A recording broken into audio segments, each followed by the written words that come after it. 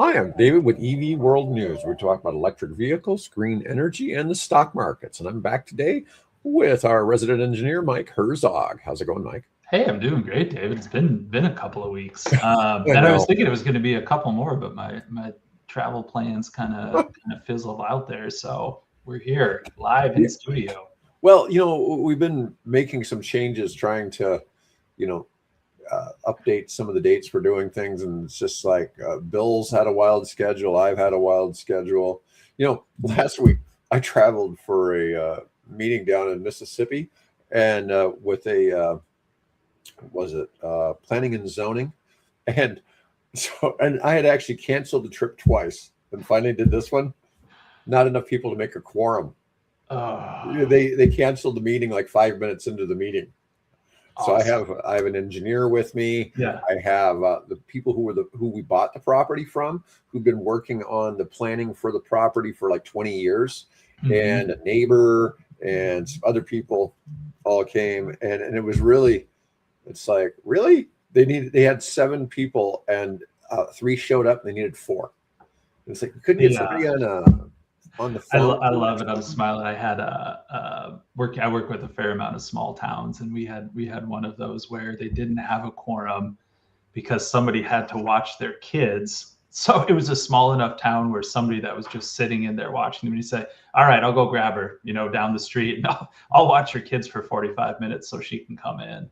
It was just, Wow. it was just That's love it. I love that. small That's town America, right? yeah, Well, yeah. and I mean, that's that what I'm was dealing with. It is a small town deal, and everybody's probably a volunteer that's on that yep. Oh board. yeah, no, I get it, but those are really tough. And when we do project estimating and putting all of that, that is a huge unknown because I've I've it's I've sat on the board of some nonprofits over the years, and if ever we were short the quorum, they had somebody had their phone on speakerphone, and somebody was listening somewhere remotely yeah, and would vote, and yeah. we'd count it. Yeah, it's you have to because I mean, a lot of those bodies they meet once a month, sometimes less than that. And if you miss one meeting, then it's 2 months, or a month delay, and it just those project schedules just blow up just because you can't get a quorum to just approve it. I know you all want to just stamp, say this is okay, but it's a pain in the butt. No, it is. So, let me see what I got here. Currently in the United States, there's obviously a grid bottleneck for all this new energy that's needed. Hmm. $5.8 trillion is estimated by the International Energy Agency's Electricity 2026 report. 2,500 plus gigawatts of renewables and storage projects stalled in grid connection queues worldwide. Oh, that's worldwide. Worldwide. Um, Planning permitting takes 5 to 15 years versus 1 to 5 years for generation. Wow. Planning and permitting that's just nuts. We hear about this in nuclear all the time about how, nothing's happened for 30 Mhm. years and all of a sudden there's these upticks in activity. But so it's not just nuclear that's taken. Oh, it's everybody. It's looking at some of the numbers of the backlog. I was just looking at a plan from on the East Coast from 2020, and projects are still under development and moving forward. And it's like they're still there. They still want to put them online, and it's just between all the delays and materials and all, it's just nuts out there right now. That's the only thing I really don't like about being in the energy space Mhm. is the fact that everything is so slow. I mean, we've looked at like 100 solar companies that have gone bankrupt that are grid scale solar. I'm Mhm. not talking about your local mom and pop solar installer. And um, how many of them they completed the project, but they went bankrupt because they could never get connected to the grid Yeah, they and they just couldn't couldn't get actually they couldn't sell get the the power. payout. Yeah, Yeah. yeah. Well, um, yeah, on 8 years to build an underpass in downtown Tucson. You know, um, I look at the California train, and it's only got a mile of track after all these years. And some of the Seattle train and some of the other things are just They just it's crazy slow days. projects Well, and it's like I lived on that side of the world for 15 years, civic function, utility, and it was slow because we could be. Um, it took, honestly, I mean, a lot of it just, some of it takes time, some of it moves forward, but it's one of those, yeah, we have a need date, we're going to hit it and try to do those things, but it's just through the motions and who needs to approve this, and we always had a warning, especially with big projects, like there's always somebody at the end who's going to screw it up for you, who's going to come in and just say, well, I wasn't in meeting number one and I have authority on this project, like start it over, like you need to handhold me through the entire process again. Wow. Oh, it's rough. Yeah, well, that's just like that one project we talked about here in our state. And did they ever hire a new city manager? I don't know. I don't think so. There's nobody who can actually make a decision. Yeah, I mean, everything just moves slow. Yeah. We need the power, we need the jobs, but we don't have somebody who runs the town. I don't know. It's almost like the yin and the yang of fast-paced Silicon Valley, mindset of we need to move fast with this AI, and we have so much capital to throw at these projects to move forward, like butting heads with utilities, and just could not be more opposite in the way they operate and the pace that they go at. Yeah. So this is estimated to be over 10 years through 2035. That it's 5.8 trillion in world grid upgrades, and it's startling to think about how much that is in comparison to like the budget. Because I'm pretty sure that's bigger than that's about the size of the U.S. federal budget. Mm-hmm. Needed globally in the next 10 years, 700 billion for digital grid technology alone. Annual investment must jump 50% to where it's at least 600 billion a year by 2030. Yeah. I've seen it locally with newer plans that are coming out. People want to put in generation and things in the Midwest, and just transmission grid upgrades are $500 million for 1 year local Midwest. It's basically you have to rebuild the entire system is what we're talking about at this point. All right. So gigawatts, 2,500 plus gigawatts. So what would be the next? We go from megawatts to gigawatts. What's above a gigawatt? Terawatt. Terawatt. Okay. So, we're gonna learn all the numerical prefixes. Yeah, I've not had to use terawatt. Okay. That's when I've not really had even Back to the Future didn't use that one. That was too big of a unit. Yeah. It's funny. Now I'm kind of tempted to go back and watch. Now that I understand energy math better, I need to go back and rewatch Back to the Future so I can catch all of the jokes that were probably just there for the industry professionals. Well, even back then they called them gigawatts. Yeah, it was so unknown. It was, we need whatever many gigawatts of power. To me, that just meant it was sort of janky. Yeah. They didn't really think that was a real thing. Yeah, it was so unfathomable. But I hear people all the time call it a gigawatt. Yeah, and that's probably because of that movie. I'm sure it is. That's where it came up. It's very quotable. Yeah. Let's see. Grid enhancing technologies could unlock 450 to 700 gigawatts of stuck capacity via dynamic line rating, advanced power flow control, and non-firm connections.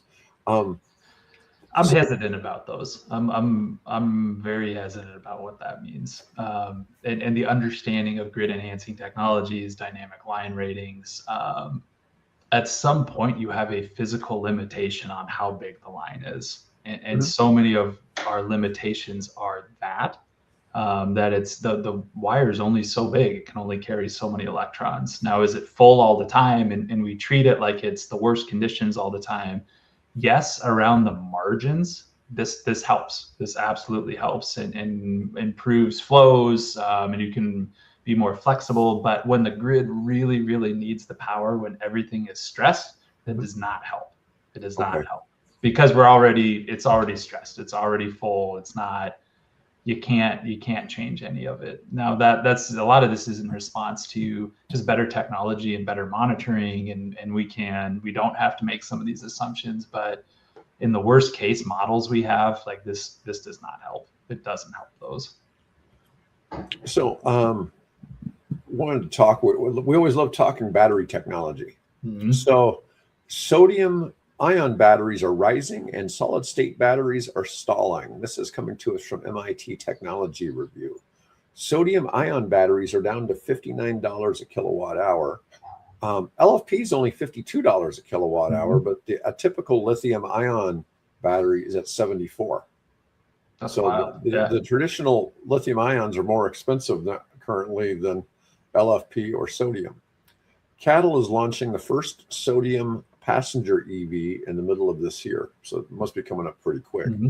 I never really thought of CATL as a car manufacturer. They've always been just the battery manufacturer. So them releasing a sodium ion based. Is it going in there? What is it? Are they the ones that do the skateboard thing? The platform. Yeah, they did the skateboard thing, but they weren't actually releasing their own cars. They were simply I mean, it wasn't chassis. I mean, because it was basically just the battery, right? It was the battery with 4 wheels and kind of thing. Solid state battery still 3 to 5 times cost premium. CATL chief says technology's at level 4 of 9. No breakthrough until 2030. Who uses a scale of 1 to 9? No breakthrough until 2030. Toyota pushed timeline again to 27, 28. Semi-solid state hybrids, gel electrolytes coming first from Chinese manufacturers as a stepping stone. Sodium's window is opening as lithium prices tick up. Solid state keeps getting delayed. We've talked about this in the past. It's like, well, solid state batteries cost way more. And then sometimes we'll see something saying somebody's going to put one on the market or whatever. It's like, they probably better start small because they're going to be expensive again. Yep. Yeah. No, that's interesting to hear too, from CATL's perspective of like, we're not going to see breakthroughs for years. So let's chip away where we can, and move into these different spaces in the meantime. Solid state, they just don't come up anymore. At least I don't pay that much attention to it, but. Well, part of the idea is you're going to have some application where you absolutely can't have the possibility the battery could catch on fire, right? But all of these technologies address that. So lithium ion is the one that can catch on fire. LFP doesn't catch on fire. Sodium ion doesn't catch on fire. And the solid state can't catch on fire. So you got all these newer technologies that are coming out that obviously help them. It's funny. We've been doing the show for just over 3 years now. And we used to hear EV fire all the time. Remember a couple of years ago, we talked about it all the time. It never comes up anymore. I haven't heard somebody talk about EVs catching on fire or exploding in like a year. It's really interesting how that's finally shifted. Knock on wood, it's probably just doesn't happen, right? Well, it never was happening. It never. I mean, yes. It was always the last time I remember it actually being reasonable and legitimate. It was during a hurricane, and so many cars were submerged in salt water, and you're like, yes, that is a known issue. That is a known issue. If your car is in the ocean, it might catch fire afterwards. Which seems pretty crazy, isn't it? Yeah, exactly. I mean, it's that condition. Otherwise, it's just not out there anymore. I've actually seen videos where somebody poured gasoline on a Tesla and set it on fire. Like a Hare Krishna or a Buddhist monk or something in effigy, or what the deal was, but it wasn't like real. But there's still lots of gas car fires happening all the time. I think a lot of people think somehow those must be EV fires. Maybe. Because they've heard so much about that. Nobody talks about gas cars catching on fire. That's one of those from years ago you shared with, like, what if we considered EVs, what if the market roles were reversed and gas cars were new on the market? The statement of like, isn't gasoline combustible? Like, why isn't that dangerous? Driving around with a tank full of gasoline? Yeah, I know. It just makes no sense. It's like when you're on the plane, they're so concerned that you don't um, put your power brick in the, don't put your power bricks in the Up overhead bin. above. Yeah, yeah. Yeah, You're it's supposed to like, have it with you all the time. yeah, and yeah, keep close eye on those power bricks because you just don't know what they're going to do. See, I wonder if that's just because there's so many crappy ones on the market, non-reputable units, things that there could be a legitimate concern. I think your Anchor ones, or Anchor, however you pronounce it, I got to imagine those are pretty safe.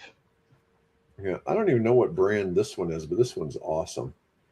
And I've got like a USB plug. Oh, you got all I've the got an adapters Android on it. one. I've got an old iPhone one, and I've got a I don't know. I got another one for something. I'm not even. I've never plugged anything into it. But it's awesome because I have both Android and iPhones, Oh, yeah, and yeah. I can plug them both in at the same time and have them sitting charging. And then invariably doing that on an airplane. Yeah, yeah. Um, Especially long flights. I mean, you run out. A lot of them have plugs anymore. But mhm. yeah, yeah. Yeah, it's funny. But last week I was flying on Southwest, and I had brand new aircraft twice out of four legs, Mhm. and I had their older models, but the new ones obviously all have the plugs, Yeah, right? But yep. the older ones didn't have the plugs, and I don't know how old those aircraft are. They're not like 30 years old or something like Not that. But Southwest, right? I mean, I'd yeah, imagine they're yeah, not. they're not crazy old. They just don't have it. But I Mhm. can usually tell when I walk in. I can tell by the headrests because the headrests, as each model year of the plane goes on, they have better and better headrests for tall people. And that's an issue for me because I go to put my Oh, head, I bet. Yeah, nothing yeah. there. Well, Yeah, because I always say I'm 6'1" on the nose, and if I was an inch or two taller, like mhm. life would be inconvenient. Like there's Yes, just some places where I fit just perfectly, like an airplane, economy airplane. See, I fit just kind of perfect. It was, boy, if I was a little bit taller, my knees would be crunched, my head wouldn't fit right, just wouldn't fit. yeah, I'm in that little bit of inconvenience at 6'3", and Mhm. but I know a guy who's 6'7" who flies Southwest. And it's just the one thing with Southwest, though, you have consistently the same small seats, which aren't as bad. Like if I go on American, there's a chance if I get on one of their Embraer aircraft, the Mhm. leg room just is too small, and so that gets kind of rough. I flew All I right. flew on Air Asia last year, and it was not designed for somebody that's 6'1". I will tell you that. Oh God, It that was was bad. that was pretty tight. That was pretty tight. I always I always see the like people showing like their flights on Emirates and how roomy and Mhm. how much better everything is on Emirates and stuff like that. And it's like, well, Yeah, yeah, we, yeah. we don't really fly that around here, but still, It still it's looks nice. nice. Yeah. So I talked a little bit about this on Wednesday about Tesla stock dropped 14% after an earnings call. And it was the worst drop since 2025. And what was strange about that was they had set the Model Y had gone back into being the best selling car in the world. Okay. And they had record quarter two deliveries. Okay. Year over year, it was So big. far, so good. They were 16% over industry estimates. That and Not yet their even stock internal dropped. estimates, industry estimates. That's Industry wild. estimates, Yeah, not yeah. their own. Yeah. Um, Musk says customers are buying Tesla full self driving with a car attached rather than vice versa. Now, I've been told that the 26 Teslas, that the FSD in them is far superior to stuff from previous Like models. new Yeah, software, new widgets, all that yeah, stuff in there. it's New really firmware. amazing what a difference it is. But but they are being a little slower about robotaxi expansion, and they're also being a little slower about some other things. Let's see. So Tesla missed its June deadline to expand robotaxis to 7 metro areas. They were trying to expand to Dallas, Houston, Phoenix, Miami, Orlando, Tampa, and Las Vegas. Um, Musk's very, very ambitious timeline. That's a Musk thing, though, right? That's a hallmark of him. For robotaxi, now tempered with safety concerns. Growth rate claims of 10% a week in miles driven, but no confirmation of actual city launches. The funny thing is, robotaxi was supposed to make, the Tesla brand appreciate. Now, it would actually make the cars appreciate, because now all of a sudden they're going to have the ability to go do stuff, right? Mm-hmm. But we'll see where that leads. Yeah, I mean, if that is the slowdown, maybe that's everybody's seeing that as the growth opportunity. I mean, even though they're the top selling car in the world, that's never good enough for investors. Right. So it's maybe that's, hey, the next market is robotaxi, and that's where we see, opportunities for appreciable gains. I don't know. Well, it's autonomous vehicles, it's the robots, it's different things like that. All right. So the Iran war has had a lot of unusual consequences. And basically it's leading to a global clean energy boom, and the U.S. is being left behind. So the war cut 20% of global oil and gas supplies, creating a massive energy price spikes, driving worldwide renewables. China dominates the response. 50 countries set records for Chinese solar imports in March. Vietnam converted an LNG plant to wind, solar, and battery. That's what I've heard, is that region of the world is so dependent on Iranian oil and oil from the Middle East that they're just like reevaluating life kind of thing. I'm like, whoa, like we need to think about this pretty hard. Yeah. Let's see. Solar component flow to India jumped 150%, and to Africa 176% between February and March. Wow. Europe rooftop solar demand surging, battery storage costs plummeting so rapidly that experts scrambled to stay current on the information. The Trump administration is shutting down renewable research and development, where South Korea fast tracks 100 gigawatts of renewables by 2030, enough power for 75 million homes. Well, so 100 gigawatts for 75 million homes, that's somebody probably doing a little bit of funky energy math there, I think, because we talk about this all the time. The energy, a gigawatt of renewables is not equal to a gigawatt of LNG. Firm Yeah. supply. No. Yeah. Nuclear and coal and LNG are all baseload power.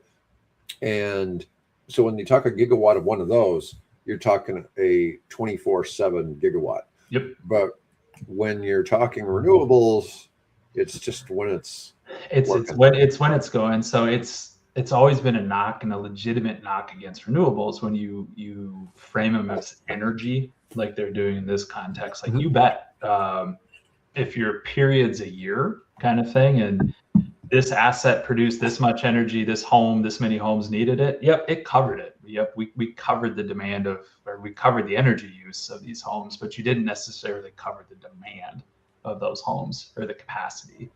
So it's tough. I think I've also heard too, the South Korea has a relatively high demand per population because of electronics dependence, electrification, and everything like that. So that number sounds pretty big for what I understand about their demand. But so some of this information came from a source called the Minnesota Reformer. Okay. And so some of this is that Jesse Ventura, Minnesota Reformer. Could be. The other day working on the PFAS stuff, I had somebody offer to get Jesse involved. That's awesome. Yeah, they're like, I'm friends with Jesse's kids, or something like that, and it's like, oh God, I don't know if I can deal with that. Yeah. So Google and Excel are doing a deal in Pine Island, Minnesota, with 1,400 megawatts of wind, 200 megawatts of solar, and 300 megawatts of battery storage. Now, once again, that's probably going to be able to provide, I don't know what the data output or data and energy needs of that Google facility are, but that's probably going to provide a big chunk of it. I bet, when we talk about that 1,400 megawatts of wind, what's considered the general efficiency of wind? Do you know? Anymore? It's depending on the season. It can be accredited at like 40%. 40? 40%, I think. Don't quote me on that, but I think it's around that range. So about triple that of solar. Yeah. So anyways, because they're saying 1,400 megawatts of wind, 200 megawatts of solar, 300 megawatts of battery storage. The solar is kind of a blip there compared to the 1,400 megawatts of wind, but it lines up with peak demand periods, and it's not the worst. Yeah, it'll cover a portion of it, but you're still going to need the grid. So if it's bigger than a half a gigawatt total setup for that data center, it's going to be burning other stuff too. Yeah, it'll be pulling off the grid for sure. Yeah, and it absolutely has to have LNG as a backup, so it can't shut down. Another thing, Form Energy iron batteries being made in West Virginia use abundant Minnesota iron, no rare earths needed. The Minnesota clean energy sector has 63,000 plus jobs, a growth rate 2 times faster than overall workforce. Wow. That's a lot of jobs for Minnesota. I mean, I don't know what the overall population of Minnesota is, probably like 4 million or something like that. That's quite a few jobs in that space, and it's only growing. Well, they've been leaders in solar for a long time. They've had really, really strong programs of rooftop solar and little community solar projects. So I can see them out in the lead a little bit. So here's something kind of interesting. This is coming from our own EV world. This is something that Bill put together, and it's talking about the math for the R2 from Rivian. Okay. So the Rivian R2, and this is they released it starting with the highest trim level only, at $60,000. At a 5.69% APR, the note's about $1,000 a month, which is kind of a big car payment. And the Tesla Model Y is available for like $691, and so it's available for like $300 a month cheaper. Tesla has lower payment, lower interest rate, more mature full self-driving, makes it the more rational financial choice despite R2's style and off-road appeal. The financing environment is brutal for Rivian. Now, so the Model Y is being put out at 0.99 or less, just basically 1% APR. Yeah. But that's a Tesla. Who does the finance? Tesla does their own financing. They probably do it internally. Yeah. I really wouldn't be surprised. Well, they're not doing the dealership model, so I don't know who else would finance it. Yeah, they probably. But if you're doing it at 1%, they're buying it down, anyways, right? So that's a pretty big deal. But that's a difficult situation for Rivian to bring that to market. But the thing was, we were looking at seeing those R2s for like $45,000, which is around the same price, which would have been very Tesla. So you would knock $250 off that payment just by bringing the price down from 60 to 50 or to 45. So that would go to like a $750 payment versus $690. Well, and like the previous Rivian model, which I know it's nice and it's a different model, but it has third row. So that's a huge advantage when you start to look at, like, for me, I've got 3 kids. When I'm looking at the difference between a Rivian R1 and a Tesla Model Y is the third row. There's space. Well, I don't think the R1 is a fair comparison against the Model X. Fair. Yeah. And unfortunately, they dropped the Model X, and it just wasn't really selling that well. But in the Model X, though, you normally would have 2-2-3 seating. So you had 2 captain's chairs in the middle, and then you had a tiny third row. I didn't know the X had a third row. Yeah, the X does. Nice. There's even been some Model Ys with a third row. Now that's kind of small. It's really considered to be a 6-seater, 2-2-2. 222. Yeah. Yeah, or you could do a 2-3-2, but really, if you're getting that back row, you really need captain's chairs in the middle. Yeah. Yeah. I mean, I've seen plenty of vehicles, especially a lot of your what is the smaller model of the Suburban? You got the GMC Yukon, but what I can't remember what the Chevy model that's smaller. The Tucson? No, not Equinox? No, that's too small. That's Anyways, too small. Bigger. Yeah, there's one that's the same size as the Yukon. Anyways, you have to fold down the middle seats to get to the back row, and that's a pain. Never been a great situation for that. The captain's chairs make so much more sense. It makes for a much happier family. All right.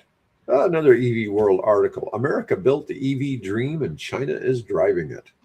Oh, that's a good headline. I like that. Yeah. That's Bill. That's Bill being creative here. Global EV adoption is led by China's affordable models, while U.S. risks falling behind. U.S. response: 100% tariffs on Chinese EVs to shield automakers, but protectionism only buys time. The U.S. is rolling back climate rules, high domestic prices, weak charging infrastructure, focus on profitable gas trucks. And it's just funny, to think of the U.S. led with the GM EV1, Tesla, but China managed to industrialize them. Yeah, we developed the batteries. I mean, that was all U.S. government funding to get battery price point down. Yeah. Let's see. Are EVs making us healthier? Now, cities adopting EVs see sharp drops in something called PM 2.5 and NOx pollutants.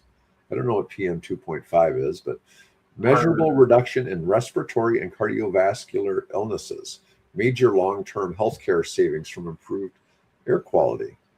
But the benefits multiply when paired with clean electricity grids.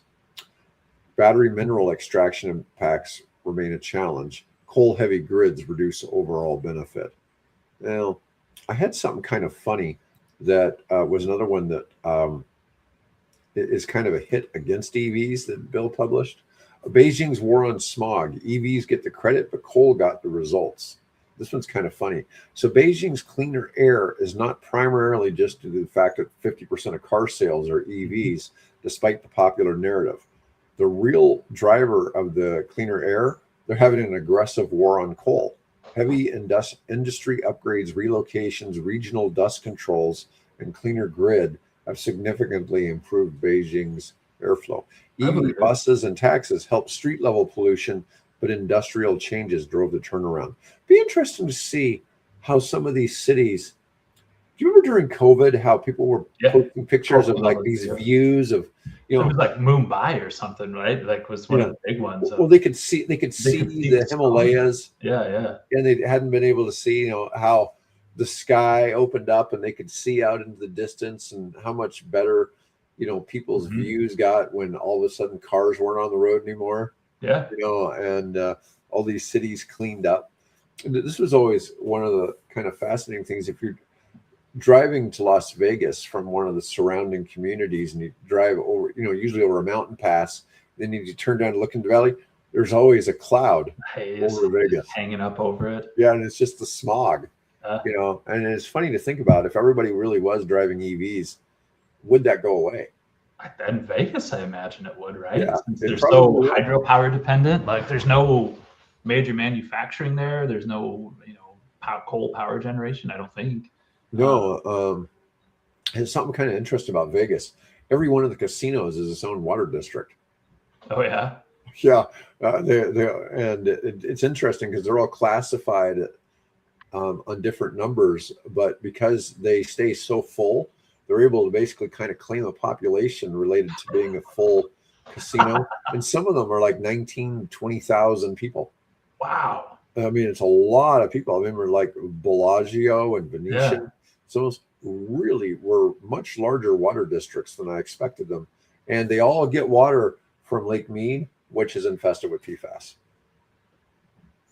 There you go. And so, that was interesting. I was staying with some friends in New Orleans, and the PFAS is so bad in New Orleans, I really didn't want to take a shower. And it's so for PFAS in drinking water, it's now legal for the EPA accepts up to 4 parts per trillion. It used to only accept 2. The old standard was 2, but nobody could hit that. So they upped it to 4. Okay. So I love those systems where it's like, we can't hit it, let's move the target. Right. New Orleans tap water tests at 40. Oof. And I was saying to these guys, I go, I hope you're not making ice or anything else like that, or putting tap water in your stuff. And one of the things was like, why? And it's like, I started explaining that to them. One of them they had a portable ice maker. He went and dumped it out and cleaned it and filled it with bottled water. It's like, I go, I don't really even want to take a shower down here because that's just too much to even be on my skin. That's nuts. Yeah, it was like so bad. But it's funny to kind of just see some of that. Anyways, that's all I've got for today. Mike, thanks for joining me today. Folks, thanks for watching. And I'll be back with Bill probably Tuesday. We'll be back to Tuesday next week, even though we've done Wednesdays for a couple of weeks. Anyways, otherwise, folks, have a great weekend.